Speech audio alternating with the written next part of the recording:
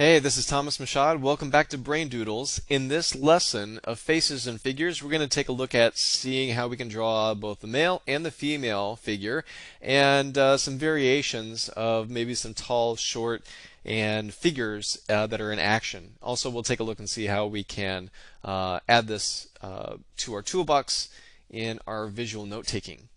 Okay, first up is the male figure.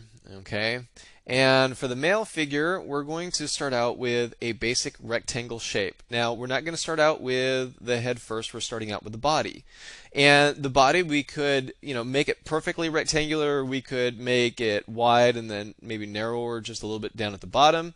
But then the next shape that we're going to add in then is the head. The head, while we draw it circular, we could draw it as a square or a rectangle, but we're just going to keep things simple right now. Okay. Now we're going to add the legs, and the legs, we could end up, making him squat down. Maybe they could be bent. Okay. So that's why we don't necessarily draw the line first, like we would maybe with some other objects. And then we're going to do like these half circles for the feet, okay, or what they might even look like dinner rolls. Okay, so is he standing? Is he, kind of squatting down? Maybe he could have been jumping. Jumping with the legs, we could have just had them straight down, and then the feet kind of pointed down. Okay, so jump, squat, and just a regular standing. Okay. Then we could end up adding in the arms, and the arms, we could just have them straight down.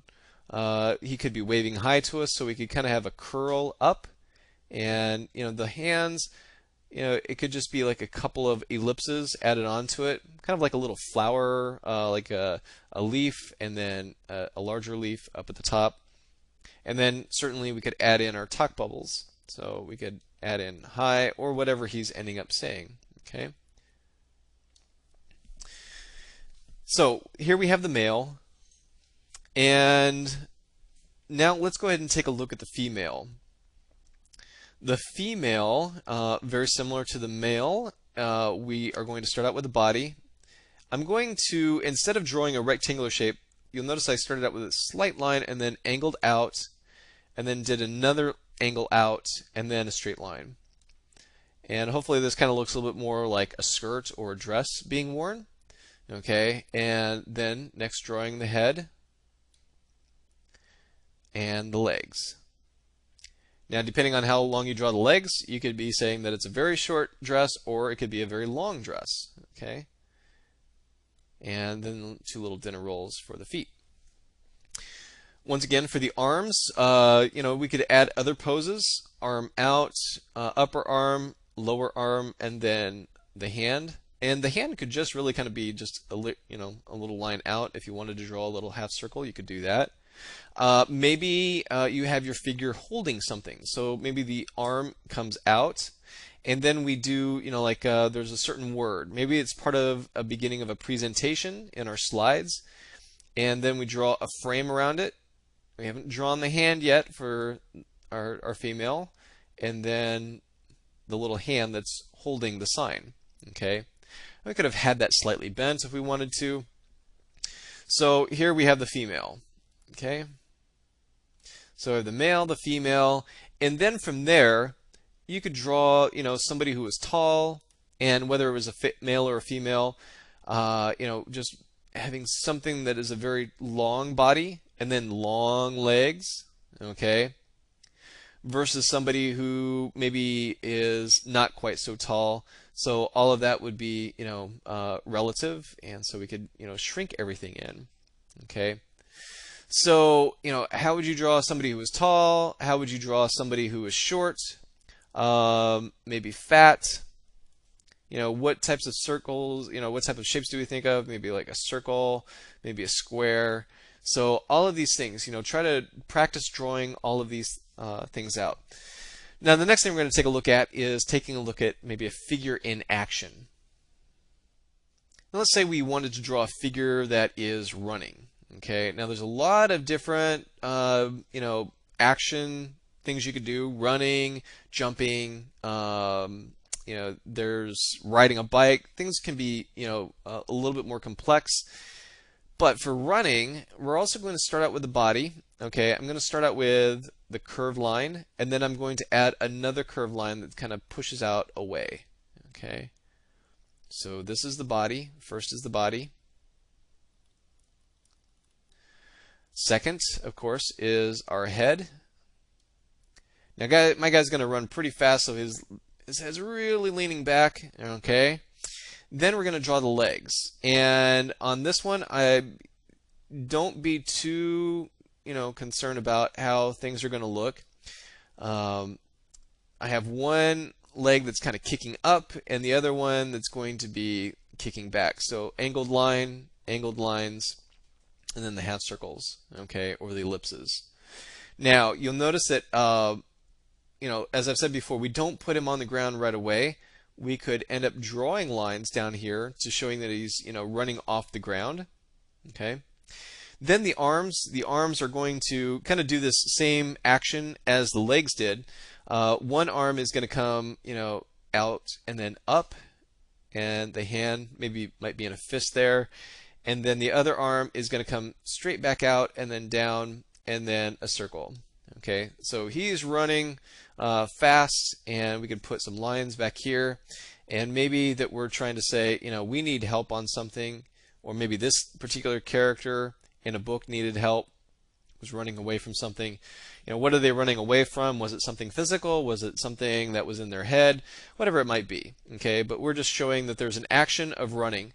So, we have first the body, we have second the head, okay. Third, we're going to do the legs, and fourth, the arms. All right, so that's our basic building blocks for drawing out a figure. So let's take a look and see how we can use a figure within some notes for class. Okay, let's say you have maybe a history assignment, okay, and we needed to make some points about a particular figure that we wanted to try to remember.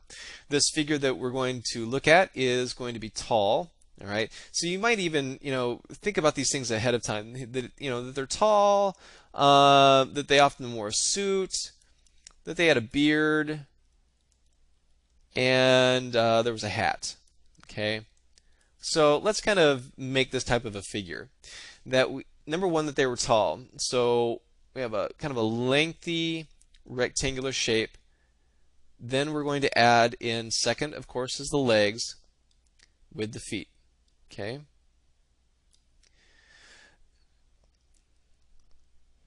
course, should have remembered right after the rectangle, but there wasn't necessarily any wrong order of doing the legs before the head, but we can certainly do the head. We can add a couple of dots in here, half circle for a smiley face, okay? Or maybe they weren't, necessarily always smiling. We could just end up drawing a straight line. We're going to take a look and see how we can do emotions for the face later on. Okay, they often wore a suit. A suit, we're going to draw a rectangle down and a rectangle back up. We have this buttoned suit, and it was black. So we can shade that in. They had a tie on. Sometimes it was a bow tie, so we could just do like a couple of triangles in there if we wanted to. The pants, we could kind of darken those pants in if we wanted to add a little bit of thickness to it. Okay, so they were tall. They had a suit. They had a beard, and it was a beard without a mustache. And so I could just add some thickness around the base of the face. Maybe add a couple of ears. All right. They also had a hat. Now this particular hat was a top hat. So the top hat's pretty simple, that we can just draw a straight line across for the brim and a long rectangle up for the hat, and then we could end up darkening that in as well. Okay. Kind of recognize anybody like that in history? Well, of course, our notes that are going to be tied to this figure are as follows. This fellow was our 16th president. Okay, and we can certainly do lettering however we want to do it for trying to remember that that was the 16th president. That his term was between 1861 and 1865, in which at that point in time he was assassinated. Okay, so that could be one of our little symbols that, maybe we're looking at presidents in history and who was assassinated and who left office by not being assassinated. And so we can make a little legend, and that could equal assassination. Okay, so that they were shot, or however they might have ended up, or they could have just ended up dying while they were as president. We had at least one president that died from natural causes. And maybe that we also want to say that he was part of the Civil War, that he was present during the Civil War. So a cannon has kind of like this triangular shape look to it. We're not going to end it off with a point, but with the barrel. It has a little half circle at the end. Maybe we could draw a little fuse that's being lit, and then a large circle for the wheel, okay, and maybe the spokes on there. Now we could also end up, kind of shading that cannon in. They were often black, dark black, okay, and they had a little stand as well. And we could also make sure that we make mention that this was a civil war. And we could always use, like the cannon, over and over again to something that is equal to war. All right, so by now we should know that this is Abraham Lincoln, who was our 16th president, who was assassinated in 1965. His term began in 61, and he was a president during the Civil War. So how could we end up doing that for other presidents? Maybe you have something in a class that you have to remember something about, an inventor, whether it be Thomas Edison, Albert Einstein, whoever it might be.